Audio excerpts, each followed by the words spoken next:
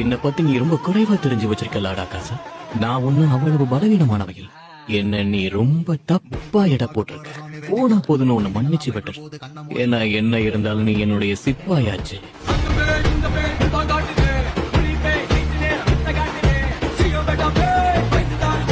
ரெண்டு பேருக்கு தான் இங்க போட்டி என்ற டயலாக நீங்க பேசணும் தம்பி. லாலிபாப் சாப்பிடுற ஃபர்ஸ்ட் டைம் பாபி. ஒரு பிரச்சனை நடந்தது. 70 நாட்கள் வீட்டு விட்டே வரல. ஏன் வீட்டு வழின்னு சொல்றாங்க. ஒரு தலைவனா கேட்கத்தான் செய்வோம். எக்ஸிபிஷன் போவோம், உடனே பெரிய கூட்டம் கூடுவோம். நம்ம ஊருக்கு தாஜ்மஹால் வந்துருச்சுவா அப்படின்னு இளைஞர்கள் போய் நிச்சய போட்டோ எடுக்கத்தான் செய்வாங்க.